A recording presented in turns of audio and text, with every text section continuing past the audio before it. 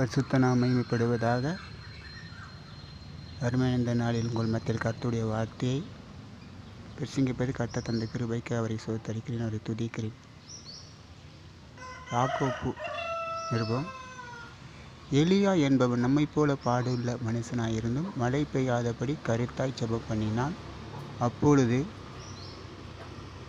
3 வருடம் 6 மாதம் மழை பெய்யவில்லை.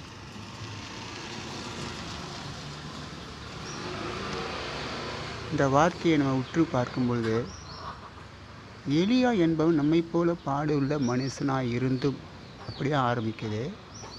ஆனால் அவருடைய ஜெபத்தில் 2 காரியங்களை நம்ம அறிஞ்சிக்கொள்ளணும். ஒன்று விசுவாசம் உள்ள ஜெபம், இன்னொன்று கருத்துள்ள ஜெபம். ஒரு மனுஷன் ஜெபிக்கும்போது விசுவாசம் இல்லாமல் ஜெபிக்கும்போது அந்த ஜெபத்துக்கு பதில் கொடுக்க முடியாது ஆண்டவரால். அது மாத்திரமல்ல, வீணான வார்த்தைகளை சொல்லி ஜெபித்தாலும் ஆண்டவர் பதில் கொடுக்க மாட்டார். அப்படி 2 காரியங்கள் இருக்கிறது.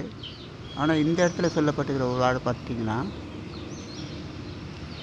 கருத்தாய் ஜெபம் பண்ணினான் என்று ஆரம்பிக்குது. இந்த யூதர்களை பார்த்திங்கன்னா, அவங்க ஜெபிப்பாங்க.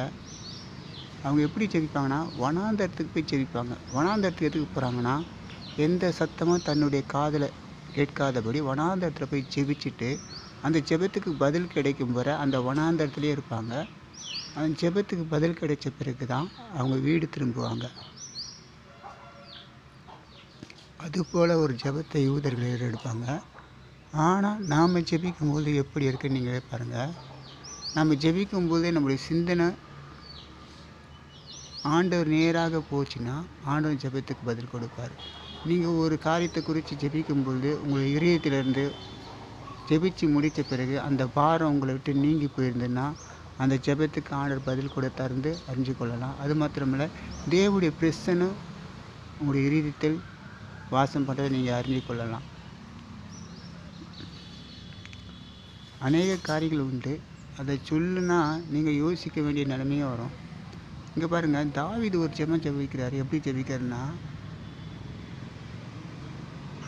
தவறான காரியங்களை செஞ்சுட்டு போய் ஜெபிப்பார். பட்சேபாளோட உரியாவின் மனைவியை தனக்கு மனைவியாக எடுத்துக்கொண்டு போய் துணிகரமாக போய் ஆண்டவர்கிட்ட போய் ஜெபம் போடுவார். இந்த பிள்ளையை எனக்கு கொடுக்கணும் அப்படின்னு ஜெபிப்பார். ஆனால் ஆண்டவர் ஜெபத்துக்கு பதில் கொடுக்க மாட்டார். அதுக்கு தான் தாவீது சொல்கிறாரு, அக்கிரம சிந்தை கொண்டு இருந்தேனால் என் ஜெபத்துக்கு பதில் கொடுக்க மாட்டாருன்னு வேதத்தில் சொல்லப்பட்டிருக்குது. என் இதயத்தில் அக்கிரம சிந்தை கொண்டிருந்தால் ஜெபத்துக்கு பதில் கிடைக்காது. அது மாத்திரமல்ல, நம்ம ஜெபிக்கும்போது நம்மளுடைய